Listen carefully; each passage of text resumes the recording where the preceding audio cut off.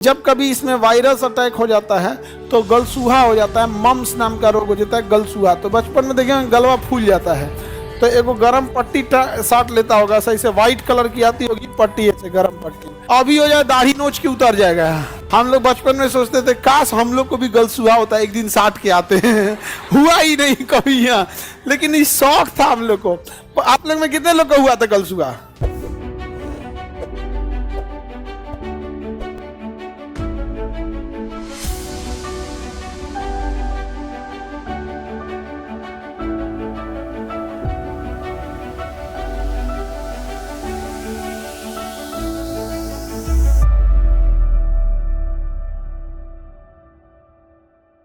ये लार ग्रंथियां हम लोग में तीन जोड़ी होती है, तीन ही साइड। एक का नाम होता है पैरोटीड, सबसे बड़ी लार ग्रंथि पैरोटीड, सबसे बड़ी लार ग्रंथि पैरोटीड लार ग्रंथि होती है।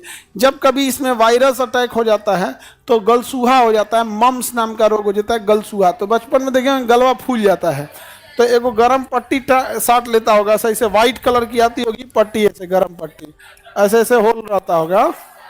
छोटा बच्चा सबको स्कूल में अक्सर होता है, देखिएगा गरम पट्टी साट के आएगा, गलसूहा हो जाएगा। तो यहाँ पे ये लार ग्रंथि, यहाँ एगो स्टिकर टाइप साट जाएगा, ठीक हो सोचा बचपने में हो सब।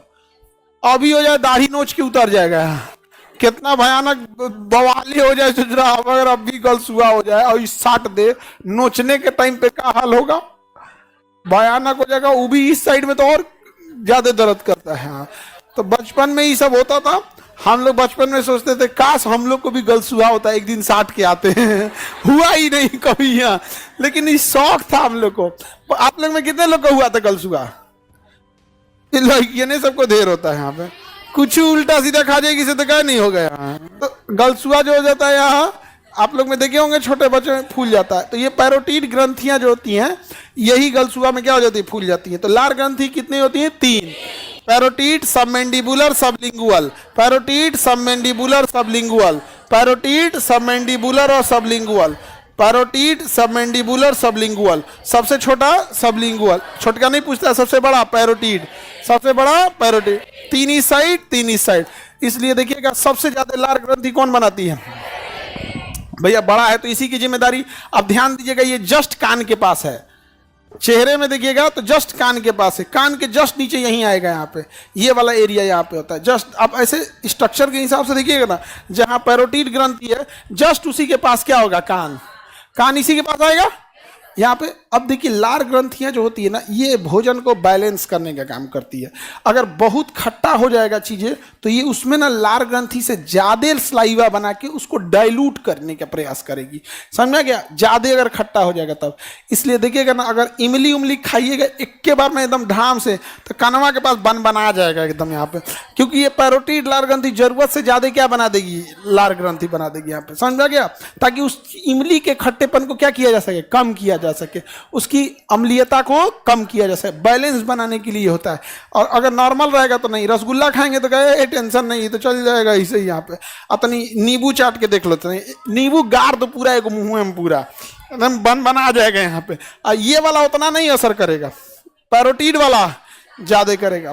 पैरोटीड वाला वो दिमाग को देखते, दिमाग तुरंत देखता है पैरोटीड हो जाता है, इसलिए आपके आगे नींबू गार हो जाएगा ना तो आपका तुरंत लार ग्रंथि से सलाइवा बनना चालू हो जाए। कोई सहनाई बजाए ना तो उसके आगे जाके ना इमली या नींबू ऐसे चाटिएगा ना ऐसे तो बजा नहीं पाएगा, थूक देगा उसी में। हम लोग बचपन में यही करते थे, अगर कोई आता था ना वो बजाने वाला, बैंड बजाने वाला, बैंड पार्टी या फिर हारमोनियम बजाने वाला सहनाई, तो आगे हम लोग ना इमली या नींबू चाटते रहते थे, अचार आम का इमली यही सब चाटते रहते थे। वो बेचारा डांटियो नहीं पाता था तो आँखियाँ बंद करके बजाते थे, सब आँखियाँ बंद करके बजाते थे। तो हम लोग साइडवा में खड़ा होके कहेंगे इमली चटवा, इमली अब ला उसके अचार इमली, खूब जोर जोर से बोलते थे तो मार भगाते थे सब लोग को। लेकिन उस समय वही अच्छा लगता था, अब समझ नहीं रहती थी उस समय, क्या लगता था बाप रे बाप वही बढ़िया हो गया। यहाँ पे मत पूछिए, बचपन में आदमी को ऐसा लगता था, नहीं दुल्हा उल्हा को नोट का माला पहना जाता 10-10 के नोट वाला, तो बचपन में आदमी सोचता था ये गायब कर दिया जाए इसको। कहाँ से गायब? और सोचा दुल्हवा का इतना सेफ्टी में रहता है, गायब नहीं हो सकता है। हाँ टांगल रहता है तब घसका दिया तुम, देखो ये घस कैले कब का। Any problem?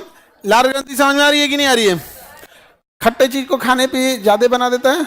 लड़की लोगों को पता होगा ये बात, आप लोग को नहीं पता होगा।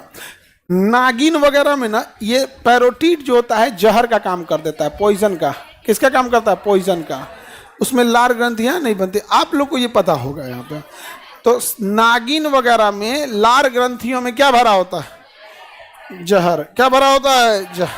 जहर भरा होता है। समझ में आ गया कि नहीं आ गया? तो ये तो आप लोग को आइडिया होगा। लड़का लोग को पता है नाग में भी होता है यहाँ पे।